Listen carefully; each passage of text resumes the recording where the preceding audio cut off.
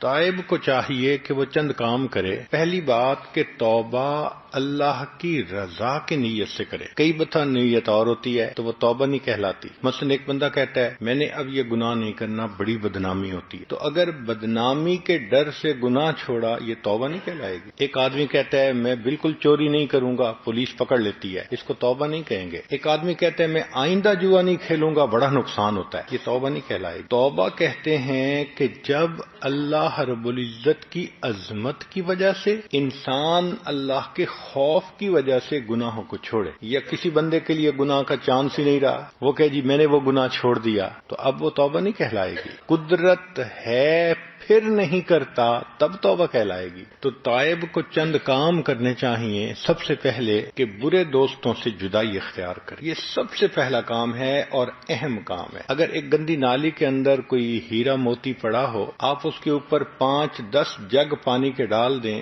وہ پھر گندے کا گندا، پھر ناپاک ہوگا۔ لیکن اگر اس گندی نالی سے اس کو نکال لیں، اب آدھا جگ پانی بھی ڈالیں گے تو وہ صاف پاک ہو جائے۔ اسی طرح توبہ کرنے والا بندہ جب تک بروں کی دوستی میں ہے وقتی اثر ہوگا، پھر ویسے کا ویسا۔ تو پہلی شرط کہ ان سے الگ ہونا۔ امام غزالی رحمت اللہ علیہ نے لکھا ہے یار بد مارے بد سے بھی زیادہ برا۔ فارسی میں یار بد کہتے ہیں برے دوست کو، اور مارے بد کہتے ہیں زہریلے سانپ کو۔ تو وہ کہتے ہیں کہ برا دوست زہریلے سانپ سے بھی زیادہ برا۔ یہ بات سمجھ میں آتی ہے کہ اگر زہریلے سانپ نے کاٹ لیا انسان کی جان ضائع ہو جاتی ہے، اگر برا دوست ڈس لے انسان کا ایمان ضائع ہو جاتا ہے۔ تو برا دوست برے سانپ سے بھی زیادہ، زہریلے سانپ سے بھی زیادہ۔ آگے انہوں نے ایک بات اور لکھی، وہ فرماتے ہیں کہ یار بد شیطان سے بھی زیادہ برا۔ شروع میں جب یہ بات پڑھی تو اس کو ڈائجسٹ کرنا تھوڑا ڈیفیکلٹ ہو رہا تھا، ذہن میں بار بار خیال آ رہا تھا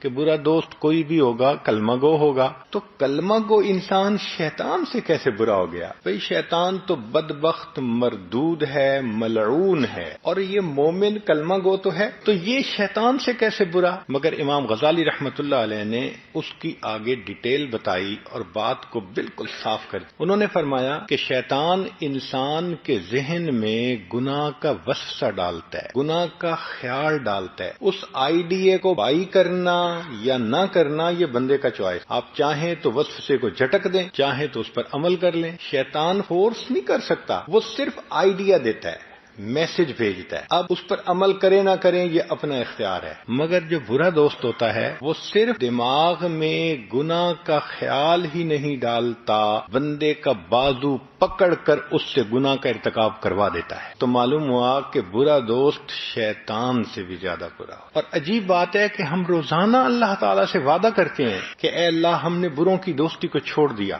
باوضو ہو کر حالت نماز میں اللہ سے روز وعدہ کرتے ہیں، روز دن میں توڑتے ہیں۔ وتر کی نماز میں ہم کیا پڑھتے ہیں؟ وَنَخْلَعُ وَنَتْرُكُ مَن يَفْجُرُ، اے اللہ ہم نے خلو اختیار کر لیا، علیحدگی حاصل کر لی، چھوڑ دیا ہر اس بندے کو جو فاسق و فاجر ہے۔ تو رات اللہ سے یہ وعدہ کیا اور دن ہوا تو انہی فاسق و فاجر دوستوں سے دوستی ہوئی۔ اب سوچئے کہ ہمارا کیا حال ہے اللہ رب العزت کے سامنے۔ تو برے دوستوں سے قطع تعلقی کرنا یہ سب سے پہلا کام۔ دوسرا کام کہ توبہ میں تاخیر پر بھی توبہ کرنا، یہ نقطہ رہ جاتا ہے کئی مرتبہ۔ مثلا گناہ کیا تھا کالج کے زمانے میں، توبہ کی توفیق اب ملی، اب ایک توبہ نہیں ہے، گناہ کر کے فی الفور توبہ کا کرنا لازم ہو جاتا ہے۔ اگر اس میں ڈیلے کریں گے تو یہ دوسرا گناہ بنے گا۔ لہذا اب اگر ہمیں گناہ سے توبہ کرنی ہے تو ایک گناہ سے نہیں، دو گناہوں سے کریں۔ ایک تو گناہ پر توبہ، ایک گناہ کو توبہ کو ڈیلے کر دینے کے اوپر پھر توبہ کر۔ تیسرا اپنے نفس پہ اعتماد نہ کرے،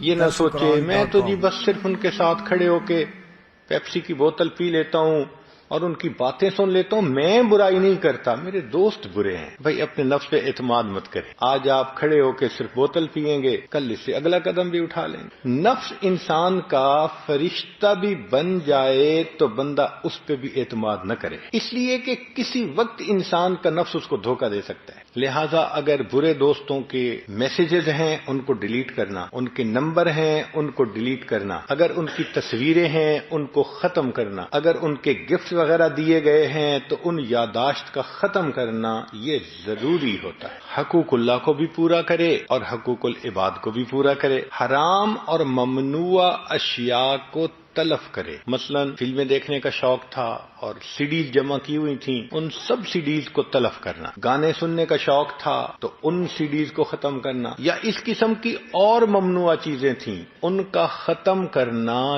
یہ بھی ضروری ہے۔ مثال کے طور پہ ایک بندہ شراب پیتا تھا، وہ کہتا ہے جی میں نے توبہ تو کر لی لیکن یہ شیشے کے برتن ہیں، میں ان کو دھو کے اب میں ان میں مشروب پی لوں گا، پانی پی لوں گا۔ شریعت کہتی ہے تم پانی تو پی رہے ہوگے مگر اس برتن کو دیکھ کے تمہیں شراب کی یاد آ رہی ہوگی۔ تو جو چیز تمہیں گناہ کی یاد دلاتی ہے اس کا نشان مٹانا یہ بھی ضروری۔ برتن ہی توڑو، ختم کرو۔ حرام مال سے پرورش پانے والا بدن ہے تو نیکی میں خرچ کریں۔ بعض دفعہ یہ مسئلہ آتا ہے میں نے جی سود کے پیسے لیے، کاروبار کیا، حرام کا پیسہ کھایا، والد نے رشوت کا پیسہ لیا، والد نے فلاں کام کیا۔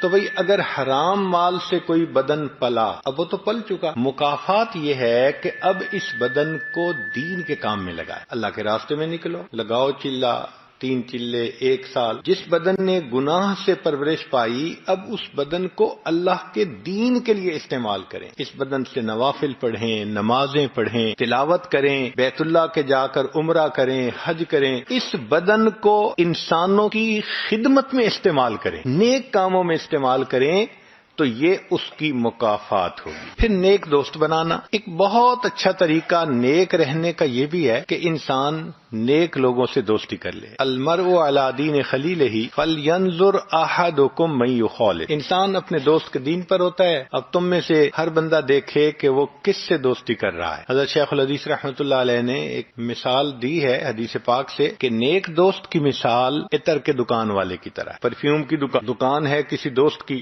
آپ اس کے پاس جا کر بیٹھیں گے تو یا تو وہ پرفیوم کی شیشی ہی دے دے گا، نہ دی تو جب تک بیٹھیں گے خوشبو تو آئے گی۔ اور برے دوست کی مثال وہ کوئلے کی دکان والے کی طرح ہے، جا کے بیٹھیں گے یا تو دے گا تو کوئلے ملیں گے، نہ بھی دیے تو کوئلوں کی سیاہی تو کپڑوں کو لگے گی ہی صحیح۔ نیکاں دے لڑ لگیاں میری جھولی وچ پھل پے، بریاں دے نہ لگیاں میرے اگلے بھی ڈل پے۔ نیکوں کے ساتھ لگنے سے میری جھولی میں پھول بھر گئے اور بروں کے ساتھ لگنے سے میرے پہلے پھول بھی نیچے گر گئے۔ تو نیکوں کو دوست بنائیے، یہ بھی توبہ کرنے والے کے لیے ایک اہم چیز ہے۔ پھر توبہ پر استقامت رکھنے کے لیے، مضبوط رہنے کے لیے تائبین کے واقعات کو پڑھیں۔ جن لوگوں نے توبہ کی، کتنی پکی توبہ کی، ان کے واقعات کو پڑھ کے انسان کی ہمت بندھ جاتی ہے۔